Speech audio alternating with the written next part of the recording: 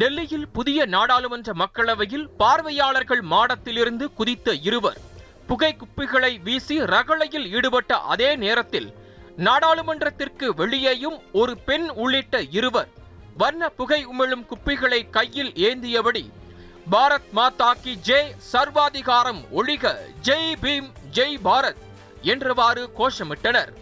அவர்களையும் பாதுகாப்பு பணியில் இருந்த போலீசார் கைது செய்து அத்துமீறலில் ஈடுபட்ட 4 பேரையும் அழைத்துச் சென்றனர்.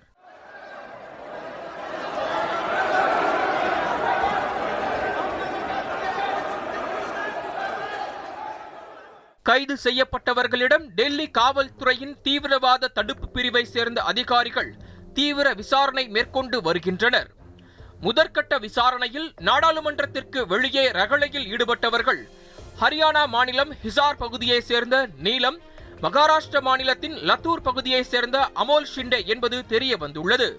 அதேபோல மக்களவைக்குள் அத்துமீறி நுழைந்த இருவரும் மகாராஷ்டிரா மாநிலத்தை சேர்ந்த சாகர் சர்மா மற்றும் கர்நாடக மாநிலம் மைசூர் பகுதியை சேர்ந்த மனோரஞ்சன் என்பதும் போலீசார் விசாரணையில் தெரிய வந்துள்ளது. இந்த அத்துமீறலுக்கு மூளையாக செயல்பட்டவர் சாகர் சர்மா என டெல்லி காவல்துறை சார்பில் தகவல் தெரிவிக்கப்பட்டுள்ளது. நாடாளுமன்றத்திற்கு வெளியே கோஷமிட்டபடி ரகளையில் ஈடுபட்ட நீலம் என்ற பெண்ணை காவல்துறையினர் கைது செய்து அழைத்துச் சென்றபோது அவர், நாங்கள் எந்த இயக்கங்களையும் சேர்ந்தவர்கள் இல்லை, நாங்கள் அனைவரும் வேலையில்லா பட்டதாரிகள் தான் என்றும் எங்களின் உரிமைகளுக்காக குரல் எழுப்பும் போது அரசு எங்களை ஒடுக்கி சிறையில் தள்ள பார்க்கிறது என அங்கிருந்த பத்திரிகையாளர்களிடம் தெரிவித்தார்.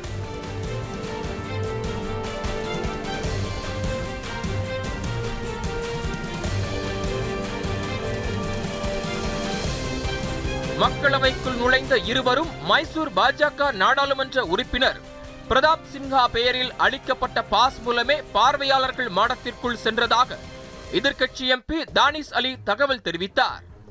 சாமுண்டீஸ்வரி தொகுதி எம்பியான பிரதாப் சின்ஹா அடிப்படையில் ஒரு பத்திரிகையாளர்.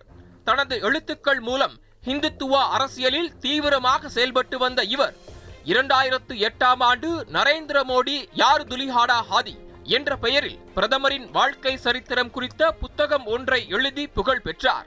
2014ஆம் ஆண்டு அரசியலில் குதித்த அவருக்கு கர்நாடக பாஜகவின் இளைஞரணி தலைவர் பொறுப்பு வழங்கப்பட்டது.